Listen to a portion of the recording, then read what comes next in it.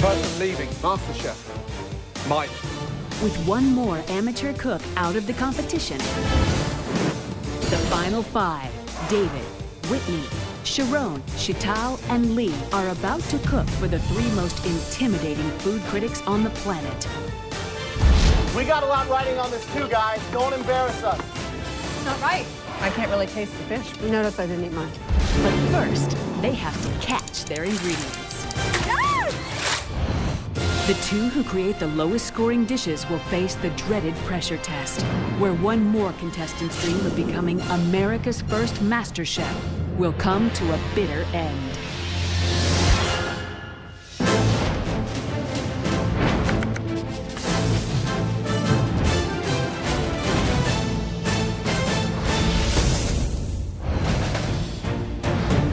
For the final field challenge, the contestants will each have to serve their best possible fish dish to the three most powerful food critics in America. Their ingredients must be as fresh as possible, so they're going direct to the source, the sea. Today's challenge is an individual competition. It's no more team challenges. I'm actually extremely excited for that because the only person I can blame for a loss or praise for a win is myself. So what are we hoping to catch? Sculpin? Sculpin. Maybe some red snapper? I've never cooked a sculpin. Really? Yeah. I'm relying on luck to get me through this one, at least with the fishing. Once I'm in the kitchen, though, it's a whole nother ballgame, because fish is really my forte. Being a lucky guy, I know I'm gonna catch some fish. Oh man, he's a fighter. I see Mr. David Miller over there struggling like he has the biggest marlin the Pacific Ocean has ever seen. Dude! Oh, it's a rock? You got a rock. Oh, yeah. It's a fighter, though. David Miller, the look on his face, that was priceless. All right, it's Season it well, David. It's been a long time since I've made rock soup. Little salt, little pepper. All right, here you go. Yes! Oh, I see color. Here it comes. Oh, nice one. This is really happy. I was really excited, and I was the only one that had never been fishing. And oh my God, the sculpin fish is a really ugly fish. These are the spines that have the poison in it. Oh. This one down here has poison, and these. I looked down and I saw the spikes of that fish sticking out, and these scales are poisonous. Don't let that spine get you. After Sheetal caught her first fish, I was like, that competitive side got out of me, and I was like, I've got to catch the next fish. Woohoo! Yeah, I see him. Nice one, Dad. Yeah. Gorgeous. As a chef, it's a great opportunity to actually go out and pick your fish out of the sea. All right, guys, here comes the nice-sized one. That looks big enough for me. Way more connected to where your food comes from, and you got to do it justice. Our amateur cooks will take the fish they've caught and use it to prepare just one dish in the kitchen of Journey at the world-famous Ritz-Carlton. Right, how are we doing? Awesome. So Amazing. Our first individual challenge, head-to-head. Sadly, two of you will face a pressure test on the worst two tasting dishes. One of you will be leaving MasterChef. The critics, they are lethal. Some of the most powerful critics anywhere in the world. You're now about to face them. Joe, Jeffrey Steingart. Jeffrey's probably the most prolific food writer of our time. Head critic for Vogue magazine, the greatest food writer in the country. Wow. Yeah. I hear the name Jeffrey Steingart, and I'm like, oh my goodness. Jeffrey's best known for shattering people. Amazing reputation. This could be either really good or really bad. Tanya Steele. Tanya Steele is the editor of Epicurious.com. It's the biggest food website there is. And then finally, Barbara Fairchild, yeah? Editor-in-chief of Bon Appetit magazine. The most sophisticated, discerning palates anywhere in the States today. I know Tanya Steele and Barbara Fairchild. You know, I've admired these women, and that even put more pressure on me, knowing how much I wanted to impress the critics today. Whitney, you won that amazing dessert challenge. You have 1 hour and 15 minutes to cook the most amazing dish.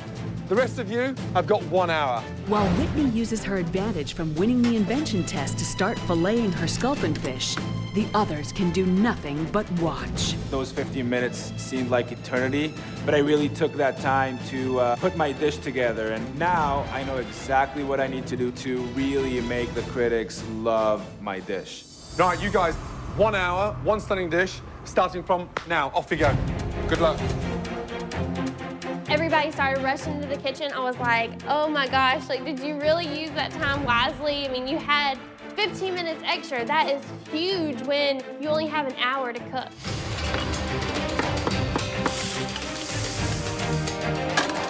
My strategy today is really keeping it simple and keeping it real.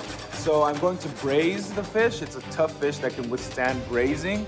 And I'm gonna serve it with the broth. So the same way I pulled it out of the water, I'm gonna keep it on the plate with the broth, you know, the water that it swam in to cook, like the water it swam in to live.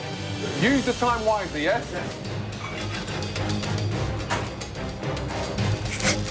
The inspiration for my dish came from the meat itself. The consistency of it is almost like lobster. Being from Boston, I think I've probably killed 700 or 800 lobsters. So I think lobster, I think butter. So I'll do a saffron butter poach with the Israeli couscous and some onions and some roasted peppers underneath. You tasting, David? I've been tasting the whole time. Whitney, what's the dish called? What are you doing? Roasted eggplant and zucchini. Right. I'm making a tomato sauce with Yep. the stock and plum tomatoes that I'm stewing down. I decided to put kind of like an Italian spin on this dish, and I like tomato-based things. So I did a tomato sauce. How are you cooking the fish? Braise it. Braise it. They've got the work cut out. Right. Scorpion fish. Right. Yeah, it's going to be a very difficult challenge because it's an unusual fish. Yep. Make sure you taste everything you're doing. 15 minutes, yes? Use that time wisely, yeah? Ooh. I decided I was going to do curried cauliflower, and I used the curry powder that was available, and I should have tasted it before I put it in the cauliflower because there was salt in the curry powder, and on top of that, I also salted with regular salt, and my first batch of cauliflower was disgusting. I had to start over. Right, Chantel. Okay, you're in control, yes? Yeah. Because you look like you're flapping around like a headless chicken. You guys look immaculate in chef jackets. You're actually looking like professional chefs. Make sure those dishes come out like professional chefs. Hey, anybody salt? Found some. All right, Sharon, where you at? I took a risk and took 2 different proteins from the fish. That's the liver. Make sure you try one before you do it. I did. I picked sculpin liver because I tasted it, and it just had a very buttery, light flavor of the sculpin. I believe everything that I touch that's food, I believe I can make magnificent. And it's no different going into this competition. Sharon is going to sear off the liver of the scorpion fish and serve it, which is very, very bold. I mean, Has he tasted the liver? he said he tasted it. He said it's good. That would be a big risk. You could either really win somebody with that or really throw them off. I knew at that defining moment, I could be the next Masterchef. Sharon made a conscious decision to use the liver of a fish. I feel like he took the poisonous scale and just went to himself. 4 minutes to go, guys, yes? 4 minutes? 4 minutes, that's right. You have your plate picked out? Put the pan down, take that glove off, and work with 2 hands. Let's go! Guys, the pressure is on. They've been sat there patiently, anticipating 5 stunning dishes. Come through for us. Make something gorgeous. Amateur cooks are cooking for critics that, you know, restaurant chefs are scared of. I was like, this has got to be the best dish you've ever made in your life. We got a lot riding on this too, guys. Don't embarrass us. These are not just foodies. These are 3 of the biggest food critics in the country. And here I am, you know, a little less than a year after I started cooking, and all of a sudden I'm presenting food to these people. And, you know, I just hope everything goes well. 1 minute. It's not right. Now start putting it on a plate. Get it on the plate, Chantel. Stop cooking. You're not going to be able to serve it. Where's the cumin? Cumin. Raw cumin now. With 1 minute to go. I was frantically running around. I felt like manicked and crazed because I was running around trying to figure out how to fix the sauce. 10, 9, 8, 7, Behind. 6, 5, 4, 3, 2, 1, and stop. 10, 9, 8, 7, 6, 5, 4, 3, 2, 1, and stop, guys. Well done. Well done. Really good job. The dishes look amazing. You know that. I mean, really amazing. We're proud to present these to these critics out there. Hot damn, guys. You should be psyched. This is great.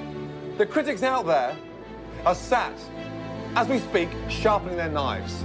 3 phenomenal critics. It's out of our hands. We're passing you on. This is the next stage. Some of the most powerful critics anywhere in the world. You're now about to face them. You sell it to them. You tell them what they're going to be expecting, and you push it to the absolute max. Now get out there and sell them. First up, Whitney. The critics can give each dish up to 4 stars for a maximum of 12. The 2 cooks with the fewest stars will go head-to-head in the final pressure test, where one will be eliminated. My name is Whitney. What I have for you today is a pan-seared sculpin over roasted eggplant and zucchini. My sauce is a tomato sauce that I reduced with roasting the head and the bones from the fish. Where did you find fresh tomatoes? I actually used the tomatoes out of the can. I just let it reduce and crushed them up and strained the pulp. This is very interesting. Thank you. Both the zucchini and the Wow. eggplant were drenched with salt. Yeah. The garlic is overpowering. I can't really taste the fish because there's so much garlic in my mouth. How'd it go? Very good. And the score is Breath mince 3. David Miller. So I am freaking out. These are people that will wreck your restaurant if they write a bad review. They've had everything. You could name us any dish in the world and they've eaten it. And then no matter what it is, no matter what I'm making, they've had the same thing and they've had it better. Today, we're doing a saffron butter poached California scorpion fish over Israeli couscous with roasted red and yellow peppers and a touch of smoked sea salt. Do you cook couscous a lot for fun at home? I've never made Israeli couscous. Oh, wow. I hope I got it al dente. Why did you choose to make it today if you've never made it, knowing that we were going to be tasting it?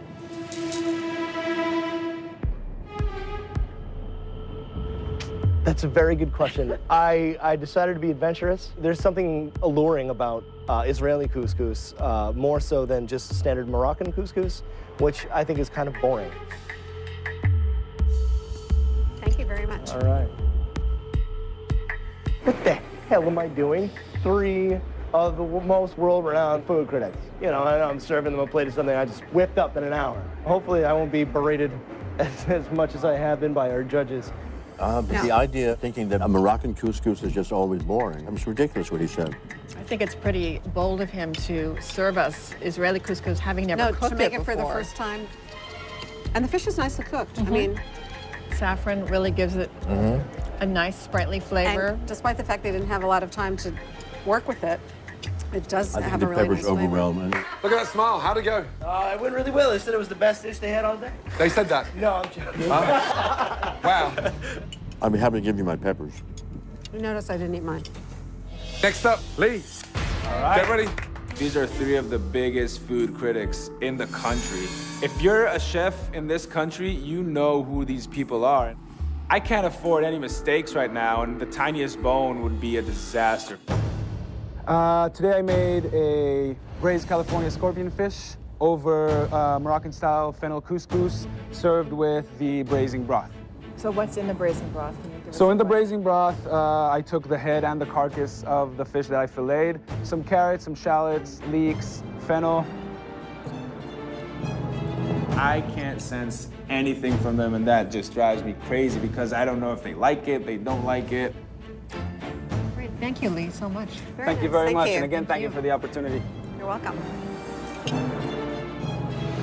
I thought that was tasty. I mean, I think the couscous is very good. It's very tasty. I love the broth. is what's giving it the flavor. I think you did a really nice job with that. On the other hand, you can't taste the fish. I mean, the fish is just used as a piece of white protein. It would have been good to have something, again, contrasting textures. This dish, In the couscous, yeah. yeah, this dish didn't really have garbanzo very much. beans or something. Exactly. Yeah. How'd it go? It went fantastic. So should we score it? Are you guys ready? Yeah, I'm ready. I'm ready. Our scores are going to be totally different. Chantel, let's go. Right now, I'm a little nervous. I'm worried that my entire plate is just a touch too salty. Hi. Hello. How are you? My parents are from India. I was born and raised here, but I grew up in a very fragrant Indian home, lots of garam masala, lots of curry.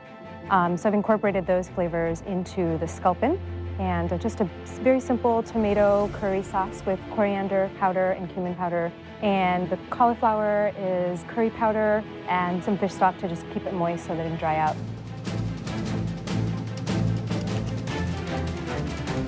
Well, thank you so much. Thank you very, very much. Thank you. One thing that's good is the curry powder is not overwhelming. Sometimes it can be overwhelming, and this was not overwhelming. Well, unfortunately, I have some bones in mine. All right. How we do? Right, how'd it go? Fine. Yeah? You're smiling? Yes. What did they say? They didn't say anything. They just tried it. Nothing at all. They ate everything, though. Any questions? I put it on their plate. I do feel like the texture is, there's a lot of softness here. There's not contrasting flavors. There's not contrasting textures.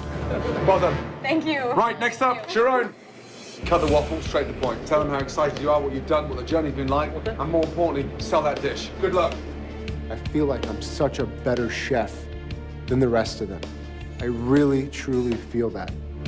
If I can impress these judges, I may be able to really jumpstart my career right then and there. Tell us about your dish. Well, I live in LA. I was born and raised here. I'm a local. I love these waters, even though it's cold around this time of season. It was so beautiful this morning. Really a great day. I'm a big guy. I like to eat a lot. I'm very improv. I'm like this weird competitive guy. My grandmother has been a huge inspiration for me. I wasn't very close with my mom. I grew up with my dad, and I moved out when I was a freshman in college. I left finance to try doing this with my life about a year ago. I was in banking. On January 2nd, my kid was born. Grab this, grab that, saute this, saute that. And lo and behold, here I am. It's like fate. I saw the liver, and the liver looked absolutely beautiful. So I decided to give you two tastes of it. One, the actual flesh, and the other, the liver of the scorpion fish. And that's just done with a grapefruit vinaigrette and some blanched asparagus, some yellow tomatoes, and some fresh grapefruit. The fish liver is a very unusual twist. Have you had monkfish liver? No, I think haven't. so. No. That's the foie gras of the sea. Well, thank you so much. Thank you so much. You know, it's funny, with everything that's going on in this dish, it's surprisingly bland.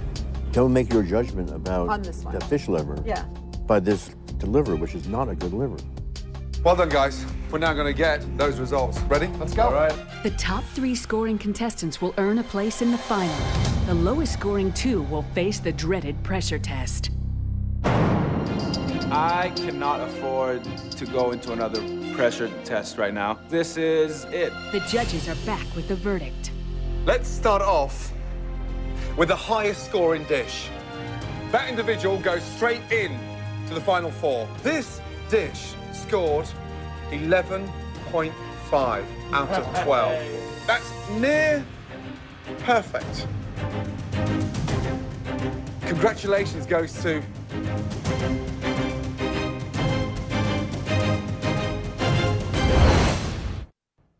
The remaining contestants have presented their dishes to 3 of the world's top food critics. The 3 cooks with the highest scores will advance to the final 4, while the bottom 2 will face the final pressure test, where 1 will be eliminated. Let's start off with the highest scoring dish. This dish scored 11.5 out of 12. That's near perfect. Congratulations goes to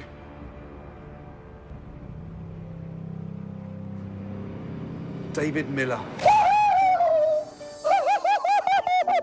You're kidding me. Absolute You're brilliance. kidding me. Absolute brilliance. Good job. High five, bro. Oh, absolutely. Listen to this. Butter poached fish was a huge success.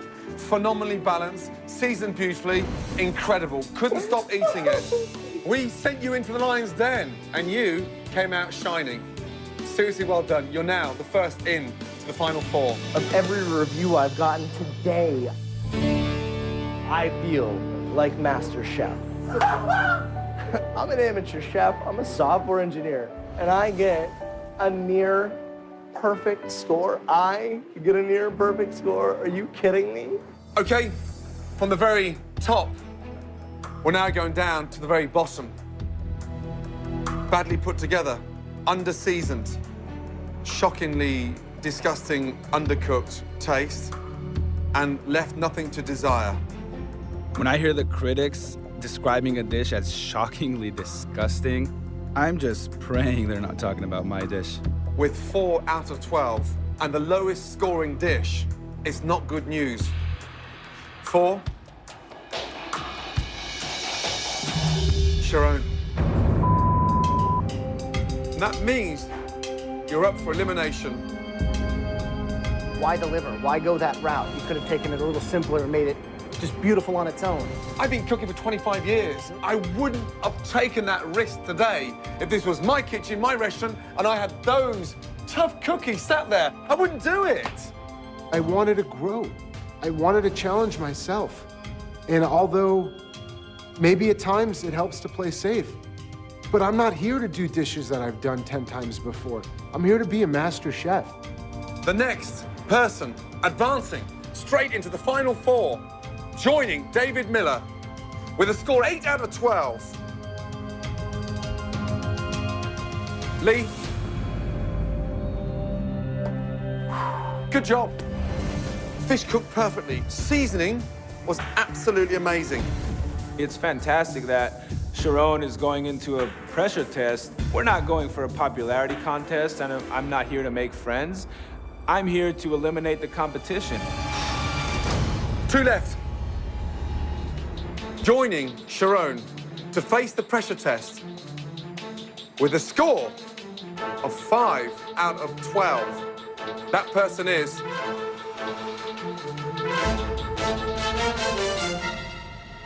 Whitney. 5 out of 12.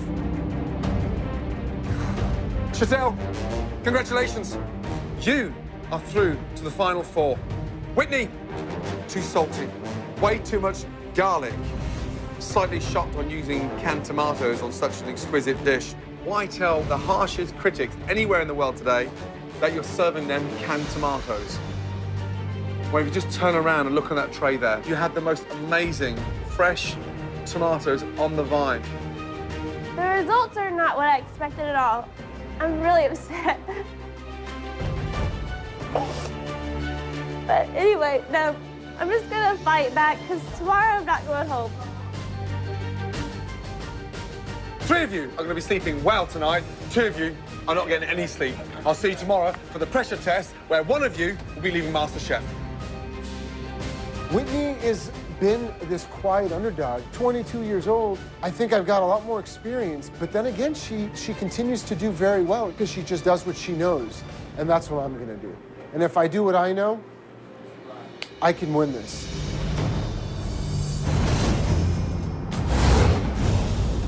Good afternoon. Sharon and Whitney, 1 of you will advance to the final 4. Unfortunately, 1 of you will be leaving MasterChef tonight. That means this pressure test is going to be your toughest test ever. I really want to see Whitney kick Sharon's ass. Like, I would love for a tiny little 22-year-old girl from Mississippi to just come in and lay his ass flat. We're going to reveal the ingredients on the count of 3. 1, 2, 3.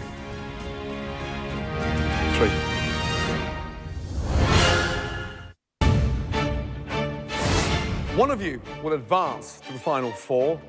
1 of you will be leaving MasterChef tonight. We're going to reveal the ingredients on the count of 3. 1. I'm praying to God it's not dessert. 2. If it's anything with fish, then, you know, it's not looking too good, but I'll still try really hard. 3.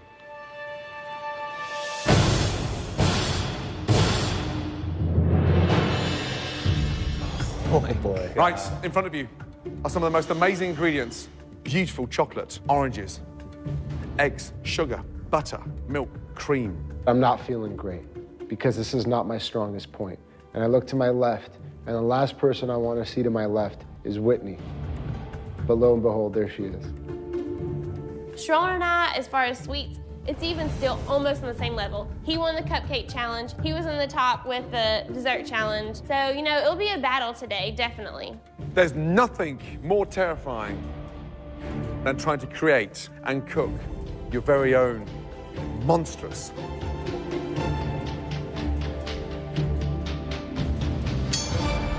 souffle.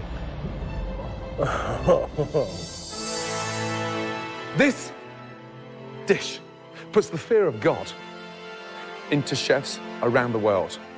Guys, this freaks me out. Soufflés are one of the most technically difficult dishes that you can make.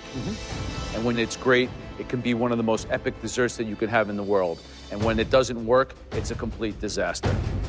And the secret of a good souffle is to get straight from the oven to the table in a maximum of 90 seconds. It is very difficult to make a souffle. One reason is because they can sink so easily. Sharon and Whitney are free to make as many soufflés as they like in 90 minutes, but can only present one to the judges. Good luck to you both, because you're going to need it. 90 minutes, starting from now. Off you go. Good luck.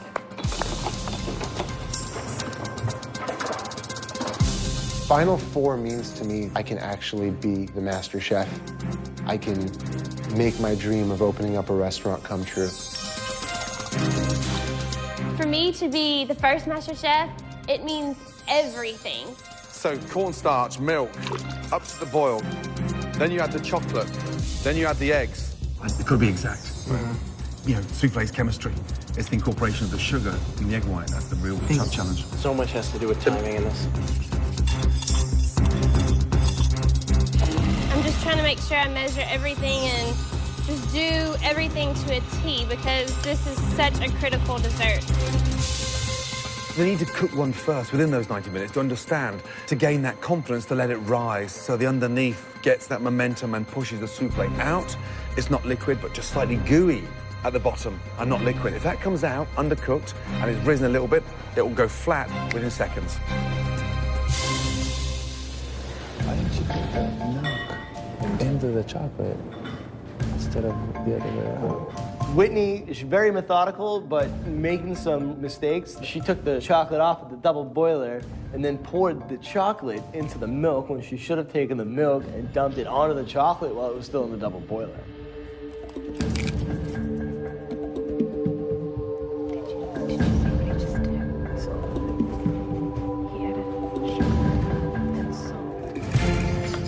I won't lie, I think Sharon is a better cook than Whitney. It really falls down to if Sharon is gonna try and overcomplicate things, because I know that Whitney's gonna go right by the book, exactly how it should be made. It really is anybody's game at this point. Guys, there's 30 minutes gone. You've got 1 hour left. I urge you to get one souffle in the oven so you get some idea of the correct balance of the sugar, the egg white.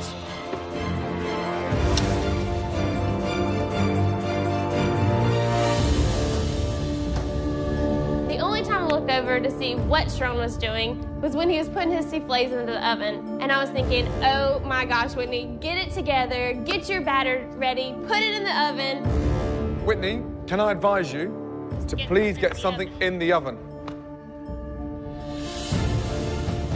Sharon, are you just praying in front of the oven? You watching the oven channel? Just watch the oven channel. Okay, you have time to get another one made. Throwing my first batch of souffles in the oven and just saying, please be good. Please just be good.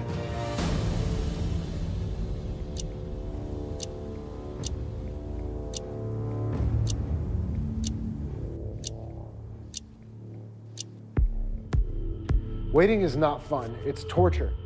That's why I hate baking. Just under half an hour to go, guys, yeah? Whitney, please put something in the oven. Otherwise, tonight, you'll be cooking for your parents again. I don't know where the time went. I mean, it was insane. I guess I was just really trying to be so precise with my measurements. Every detail of the chocolate souffle, I wanted to do perfect. Oh my God, when you ready to cook, With 20 minutes left, Sharon enjoys a huge advantage as he samples his first souffle, while Whitney is just getting her first batch into the oven. It tastes really good. Whitney, how many souffles you got in the oven? I have 2. 2. Okay, guys, 15 minutes to go. They take minimum 14 minutes to cook.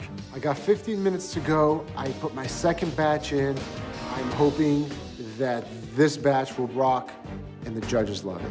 You open that oven door. Yeah, and it's destroyed. Take your apron off. Yeah, go back to Mum and Dad. Keep that door closed. Oh my God. I have no time to put any more into the oven. I really only had one shot. I put all my eggs in a basket, and this one souffle was determining whether I was staying or being eliminated from the Masterchef kitchen.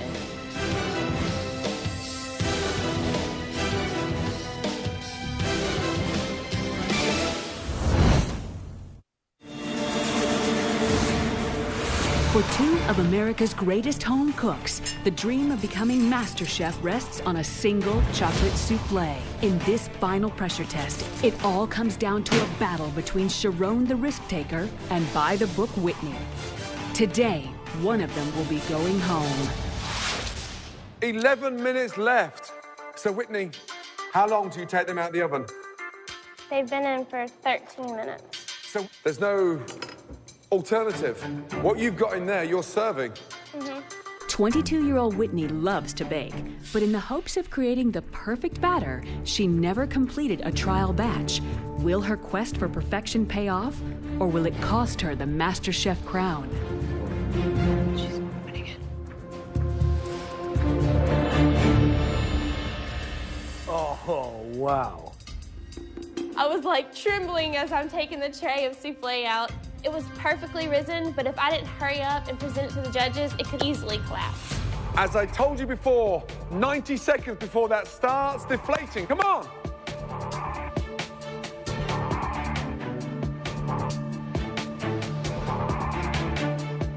Oh, come on. If it deflates before we get here, there's no souffle. My souffles are in the oven. Whitney's comes out and it looks beautiful. Now I'm hoping she dropped the souffle, but there's nothing I could do but wait. It's hot. Of course it's hot.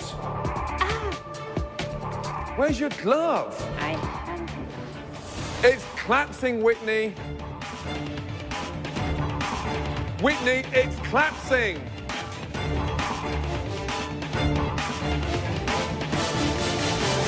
Whitney, you haven't even tasted it.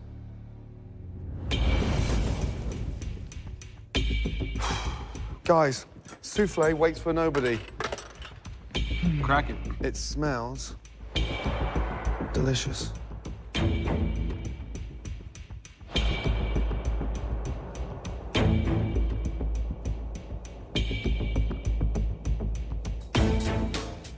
I was so nervous, and all I wanted to do is just for them to tell me something like, it was good, it was bad, but I couldn't read their faces at all when they were trying my souffle.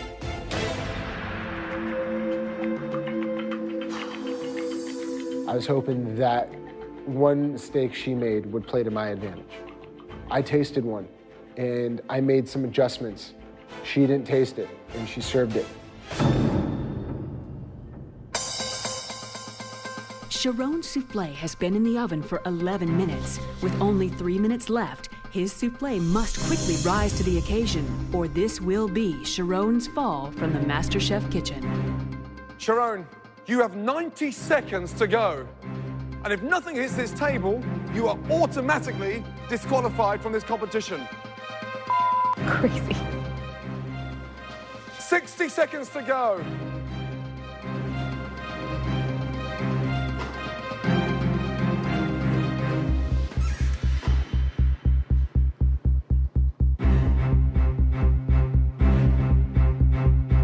25 seconds to go.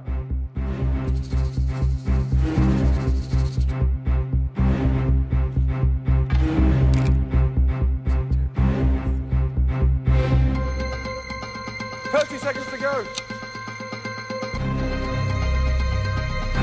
20 seconds to go. With 18 seconds left, is this it? This is it. What was that last bit you put on top after the ice and sugar? A little bit of sea salt.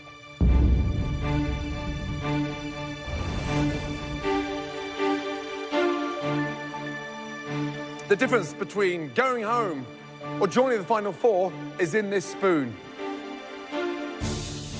Cross off the top, straight down to the bottom.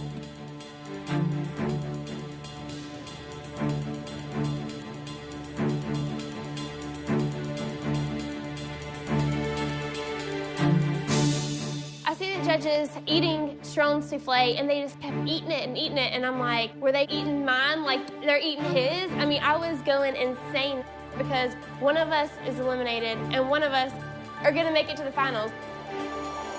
You left that, literally, to the last second. Well done.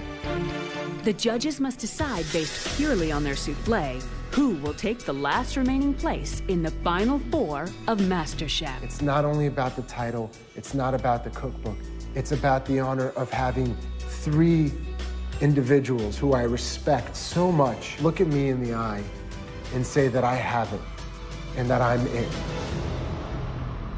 Okay, Sharon, Whitney, well done. 2 delicious souffles, but there is only one winner. The individual joining the last 3 in the final 4, congratulations, goes to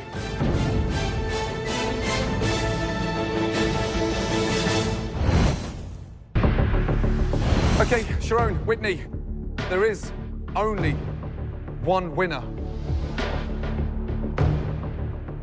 I feel extremely nervous for them because it's so close and we really have no clue. I would not want to go up against Sharon. He has been really strong throughout the whole competition. I'm gonna say Whitney's gonna do it just because everything she does is pure magic. The individual joining the last 3 in the final 4, congratulations, goes to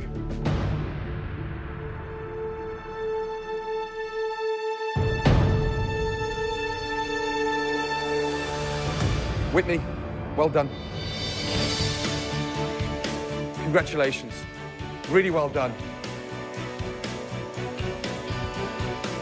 Your souffle was perfect. Absolutely perfect. Sharon, yours was delicious. Sadly, slightly undercooked, slightly cold in the center, and something that needed 2 to 3 minutes more time to perfect. I was 3 minutes away from perfection, and now I'm out of this competition. Faced a really big challenge today. I really had to take down the pastry princess. It just doesn't feel good going home because deep inside my heart, I really feel like I had it in me, and I could have won this thing. You're a great cook, a great risk taker. Putting that salt on that souffle gives me goosebumps because it took balls that clang, and it really kind of blew me away. You have got to keep your head up high. There's something exciting about the danger that you take with food. It's refreshing. You're quirky, you're confident, you're a great risk taker, and you're going to go far with food. This has been absolutely a privilege and a dream come true to learn from you guys. Sharon, I know you used to stop by Moza when your wife was pregnant, but if you ever wanted to stop by there and have a job there, we'd be proud and happy to have you. Sharon, your time is done in MasterChef. Well done.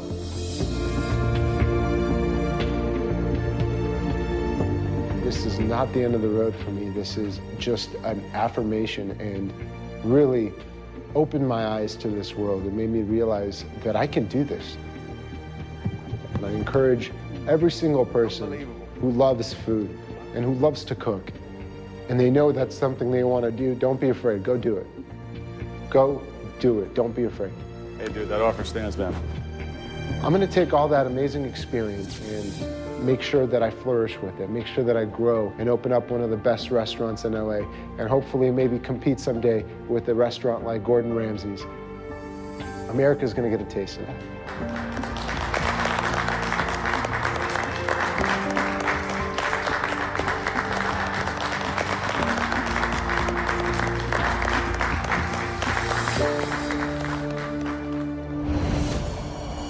The final four. Oh, God. Really good. Really good. Thinking back, knowing there was 50 of us in the very beginning, even, 10,000 that auditioned, I mean, it's insane knowing that out of all those people, I made it to the final four. David Miller, who would have thought? I've been sitting in the middle of the road. Now I'm at the top of the game, and I want to show people that I belong here at the top of the game. Give yourselves a round of applause.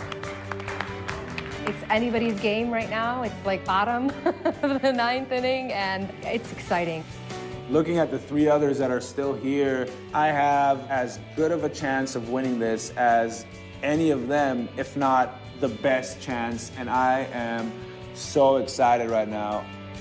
Now, you know you're gonna have to raise your game because the stakes have just got higher. Well done. Get some sleep because you deserve it. Good night. Thank you. Good night, good night, good night. Next time on Masterchef. The first ever Masterchef final. It all comes down to America's 4 best amateur cooks. Whitney, the 22-year-old student. I can win this. Bartender Lee. Second place is not an option. Software engineer David. To be #1, that's what I'm here for. And Chital, a teacher. I am definitely here to win. They'll face off in their toughest battle yet and cook the most important dishes of their lives. God.